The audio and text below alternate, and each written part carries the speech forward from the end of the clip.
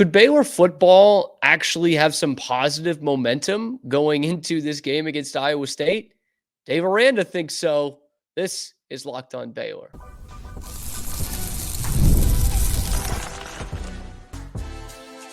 You are Locked On Baylor, your daily podcast on the Baylor Bears. Part of the Locked On Podcast Network, your team every day.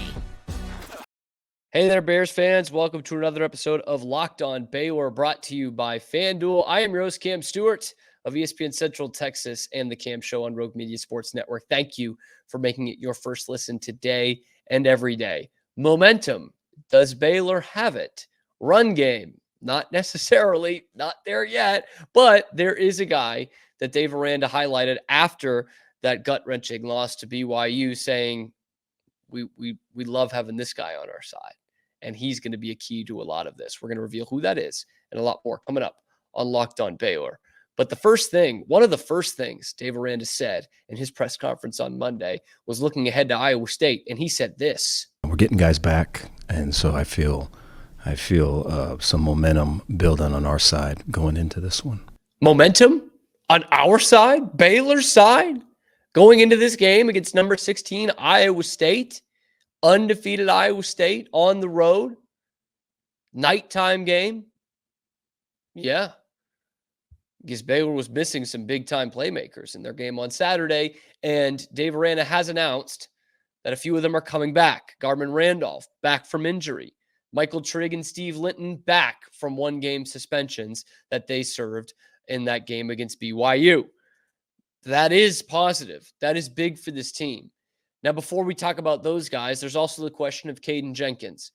It sounded like he was going to come back, and then there was a miscommunication on the game notes, so he might not be coming back, and now there's no status update on Caden Jenkins, and we won't hear from Dave until after the game on Saturday. So it's kind of anyone's guess at this point as to whether Baylor's top cornerback will actually play against Iowa State. We don't know. He was not one of the players mentioned in Dave Aranda's answer, and apparently was a mistake on the game notes and kind of the wordage of it that said Caden Jenkins was coming back.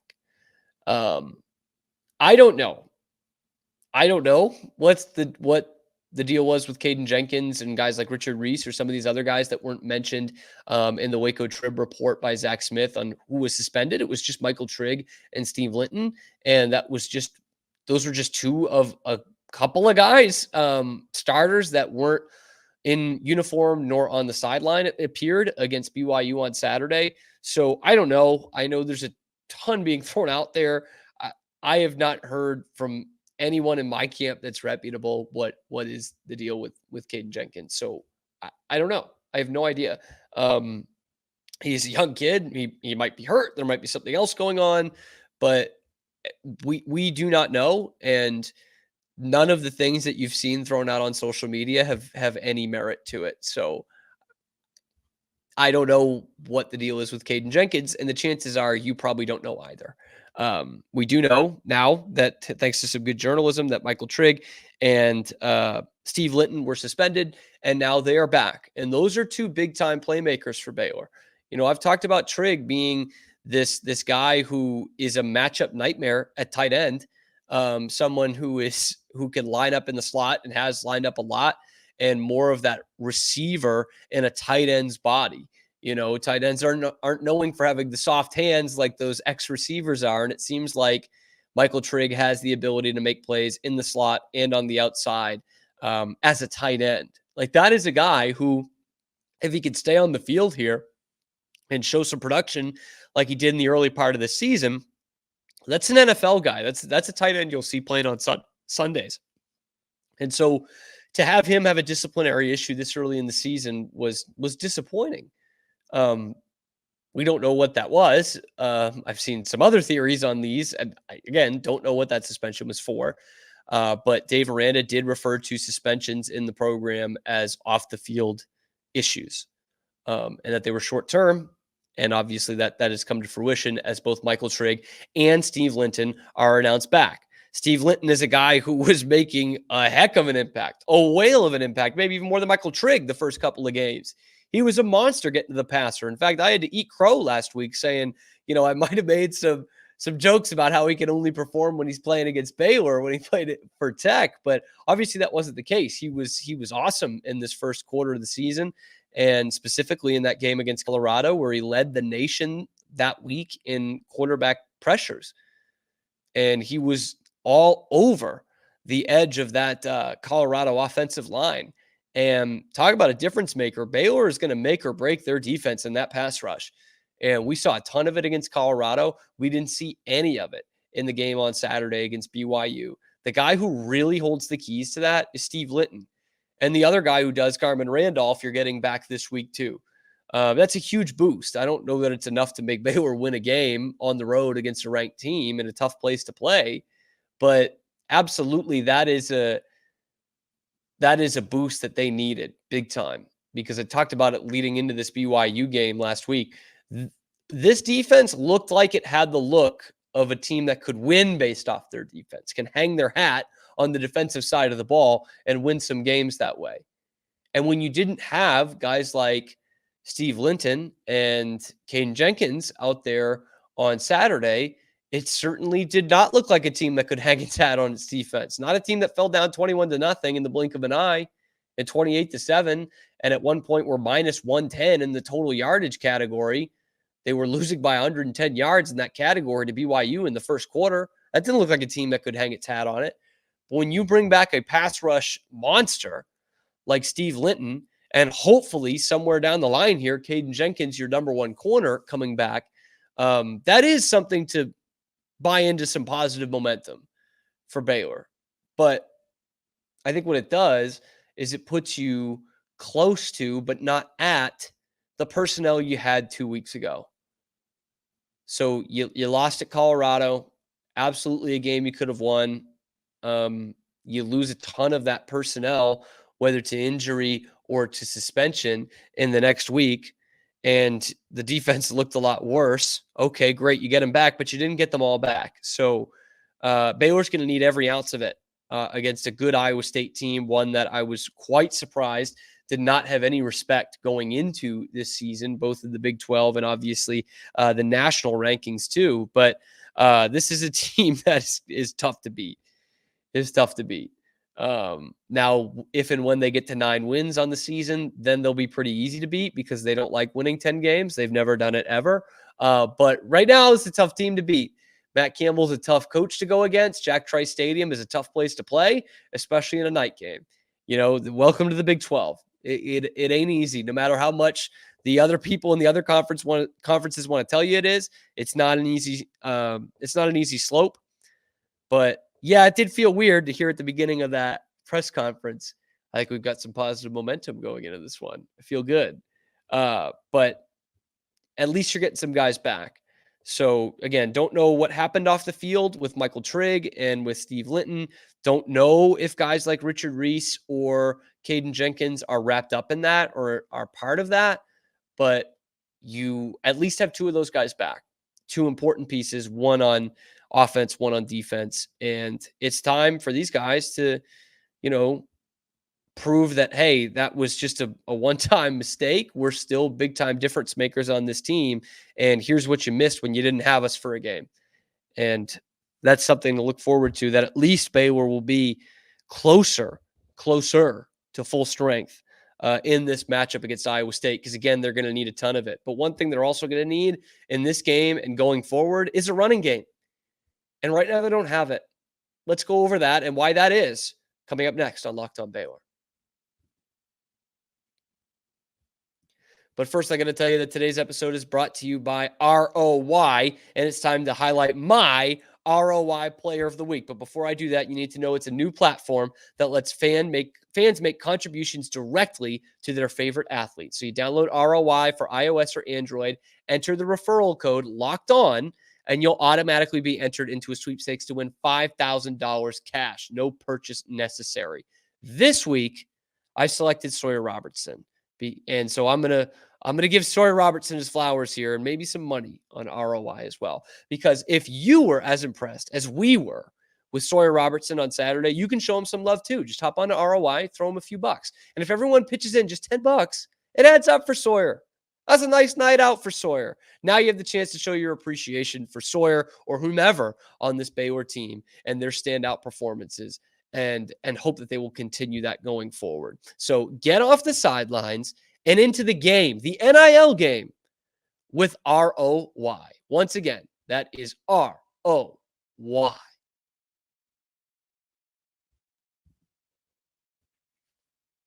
I asked Dave Aranda about the running game after the loss to BYU on Saturday because it was another lackluster performance in the run game. They only rushed for 63 yards the whole game. And so that obviously that's bottom of the Big 12 kind of stuff. That's what Colorado averages per game, and they're at the bottom of the Big 12 in that category. I think it's 68. Now the difference is Colorado's winning more football games. They just crush UCF. They look like a darn good football team at the moment. But it becomes an emphasis for Baylor because this is supposed to be a huge part of the offense. It's not the whole offense like it was with the wide zone, but Dave even pointed this out. He had a very football-y answer to it on Saturday, and basically saying we need the run game for RPOs and passing out of RPOs specifically. Our offense and Jake Spavital's offense is built on the RPO, quarterbacks making decisions in the run pass option game. And you don't need any kind of rules expert or offensive coordinator break it down to you that if you're having success running the ball, it opens up your playbook a lot and it opens up ways you can attack defenses and keep them on their heels. And right now, Baylor doesn't have that. They don't have an effective enough running game for that. And basically what Dave was talking about, without playing the whole answer here because it's kind of long, so I didn't want to do that, but he's talking about getting advantages on the outside and attacking that in the run game. And when you're not effective at the point of attack, they can bring extra defenders and not worrying about the math equation. They can send 3 at you when you're really only supposed to offensively designed to have 2 come at you. So that's been the issue for Baylor so far, the point of attack. And I understand there's plenty of things that go into the running game than just the running backs. And we have not seen a superb offensive line from Baylor this season. I think it's been better than last year, but not by a whole lot. And you run it down the list, and your most effective runner of the football has been Sawyer Robertson. He had the longest rush of anyone in either of the last 2 games for Baylor. Of course, taking some sacks, it brings his yardage total down. But again, 63 yards. At 29 from Sawyer, 31 from Bryson Washington as your leading rusher, and 3 from Dominic Richardson. And, nobody averaged more than 2.5 yards per carry. That's not going to get it done for this Spavital offense. And you didn't see a single touch from Dawson Pendergrass in this game. I saw him out there for pass protection 1 time. So this stable of running backs that we talked about before the season, 4 running backs that we've seen be productive, or 3 that we've seen productive at the college level, and 1 who has a ton of hype, that being Bryson Washington. And still, they're searching for who that guy is and what their run game is. Which, by the way, I still believe Bryson Washington is the best running back you've got. He's the only Baylor running back this year with a 100-yard game. He's the only one. They've been through 5 games. You think you have 4 of them. Only 1 of them has rushed for 100 yards in a game. And that Air Force game, he was electric. It was 106 yards on 12 carries with a touchdown. And in the 2 games since, it's been 23 carries for 52 yards. Richard Reese wasn't dressed in this game. Dawson Pendergrass doesn't get a single carry. Dominic Richardson, we're now in year 2 after being almost an every down back for Oklahoma State in his final year there, and he's never had a 100-yard game for Baylor. In fact, his high for a game was 89 yards, and it was against Kansas State last year. That was a game they lost by 34 points. So, how much did that make a difference? And there's a lot of factors going into this, but at the end of the day, they're not getting it done in the run game in any way you slice it. And I, for one, was very excited about Jake Spavital coming in in the offseason, and mostly because of this offense he ran, and mostly because I thought he was going to get the most out of the running backs that I thought was neglected last year. And again, a lot of that had to do with the offensive line, but you didn't get the most out of your guys last year. And now I look at it and I'm like, well, did they or what? It's been a struggle to get regular touches for Dominic Richardson and Richard Reese each of the last 2 years. And now it's a struggle to get Dawson Pendergrass some consistent touches in the last few weeks. The guy who usurped them last year. It's very confusing, this Baylor run game. But Jake Spavital has had terrific run offenses everywhere he's gone. And what I was so impressed with more than almost anything in his resume was what he did at Cal last year. I'm just looking over the numbers here. He took them from 10th in the Pac-12 in points per game to 6th in 1 year. 4-spot jump is pretty good in one season, but also it's 8 points. He added a whole nother touchdown to that team per game in one season. Without his personnel, in one season, he took them to that for a program that wasn't used to winning very much either. And most impressively of all of that, before last year, Cal was last in rush yards per game in 2022. They're at about 96 yards per game. And they jumped to 4th from last place in 1 year. They jumped by almost more than 70 yards and go from 12th or 14th to 4th in 1 year. Like, that is a huge the strength.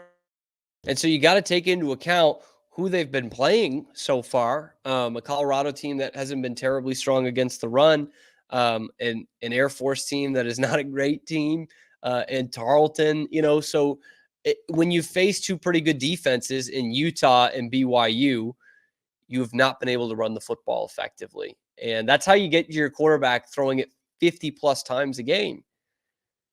And, by the end of the game, it's tougher to execute because the quarterback is so tired from dropping back and passing every time and not having that luxury of just being able to hand off and have a bit of a reprieve. And so that needs to change if you're Baylor. If this Jake Spavital offense is going to work the way that we were hoping it would work, you've got to run the ball. Run the dang ball, Bert. But it's not working right now. You face two legit offenses and you faced two legit defenses in the conference so far, and you haven't been able to run it for more than 80 yards a game in either one of them. And from a stable of 4 running backs, you're hoping that one is going to be a standout guy for you. And we're only 5 weeks into the season. So that's something that's got to change. Dave Aranda has admitted that's got to change. And that kind of goes back to the identity of this team. It's tough for me to pick wins in the schedule because I'm wondering what is the style? How are they going to beat you? What is the style in which they will beat you? I talked about this on the post-game show, and it was like I have to go back to probably that OU game in 2022 where I said, Baylor's going to beat you this weekend, and here's why. Coincidentally enough, that game was because OU had a really soft run defense, and Baylor could run the heck out of the ball. They had a good offensive line still. They had Richard Reese. They had Squirrel Williams, and Squirrel was the one who ended up taking the show in that one. But that was the last time I was able to say, Baylor's going to beat you because they're good at this, you're not good at this, and they're going to bully you with it. That's a long time, man. That's what, 22 months ago that we said that. And a big reason why we haven't been able to say that is because they have really struggled to run the ball mainly ever since that game. And it needs to get better this year. It just needs to get better. And there's another player on that offense that Dave Aranda is very lucky to have, and I think we are lucky to have as Baylor fans, and is one that has really kind of shown through some tough sledding in the last 2 weeks. We'll tell you who that is coming up next. But first, let's talk FanDuel, okay? Because for you, the NFL fan, you can start the season with a big return on FanDuel, America's #1 sportsbook. Because when you get a hunch in the middle of the game, now you can check on the latest stats, you can view live play-by-play, and so much more. And you can do it on the same page where you placed your bets. You'll get started with $200 in bonus bets guaranteed when you place your first $5 bet. Let me say that again. You're going to get started with $200 in bonus bets guaranteed when you place your $5 bet. You're going to do it at FanDuel.com. That's FanDuel.com. FanDuel, America's #1 sportsbook.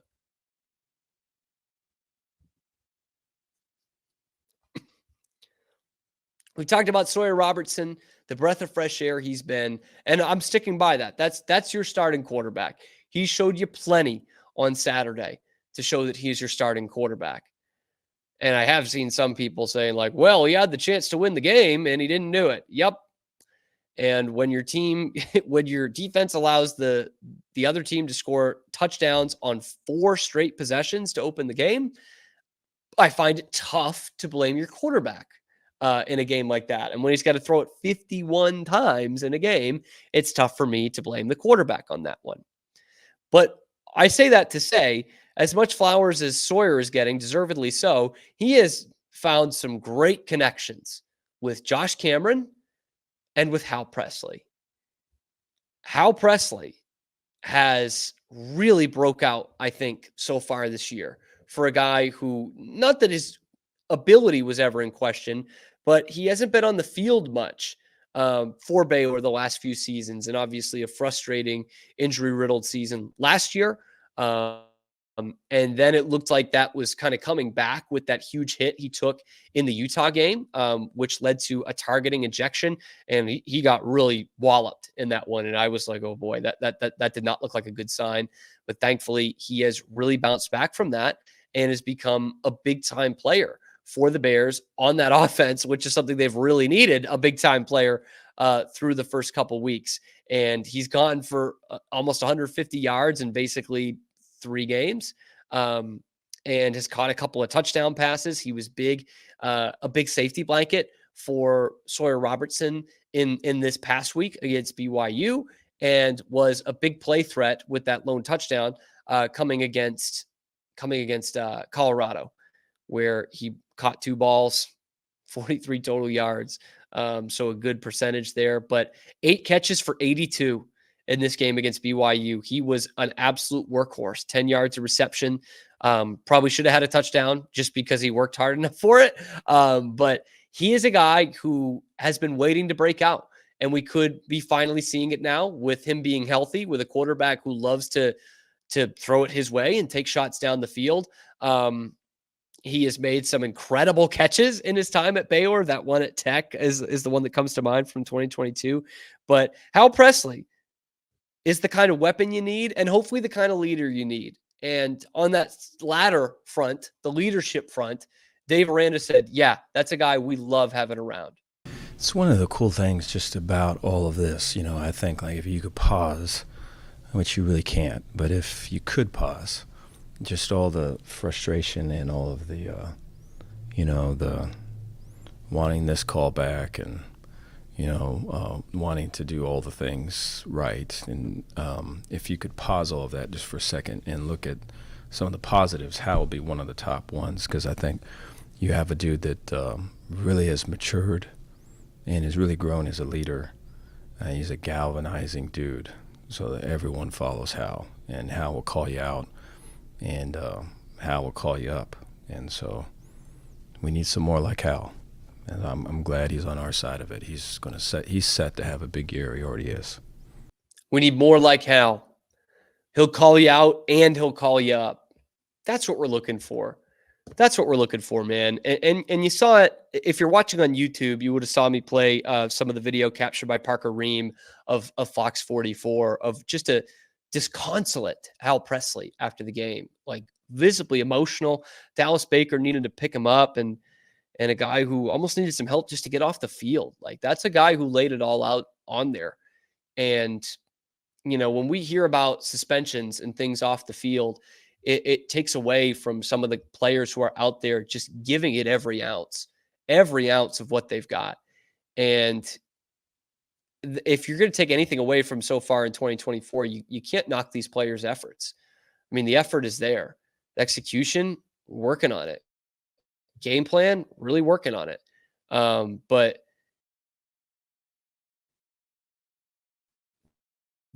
there is a ton of effort out there, and Hal Presley is clearly a lead by example guy. Clearly, from that video you see there, from the efforts he's put out the last few weeks, and for as weird as it sounded with the suspensions and the young guys not knowing how to practice like winners, Hal Presley needs to be a standard bearer for this team.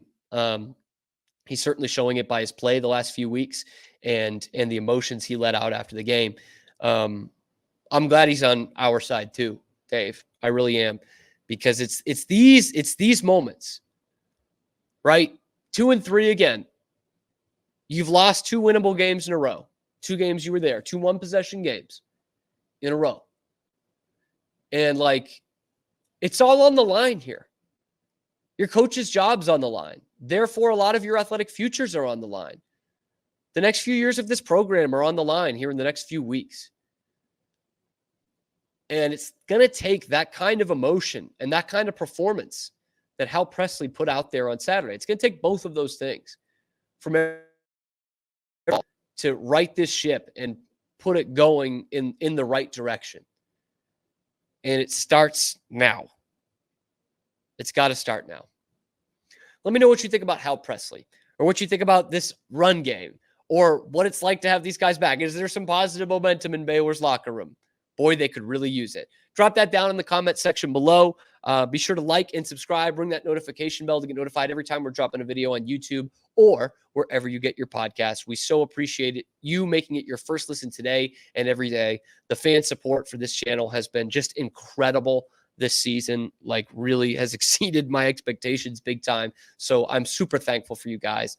And especially for those of you who make it your first listen today and every day, and who come up to me at the game saying you're enjoying the show, or maybe have some suggestions about the show. I don't mind that either. But I'm super, super thankful for you guys that get involved with the show on social media, in the comment section, or just giving us a listen today and every day. So thankful that I'll bring you a show tomorrow.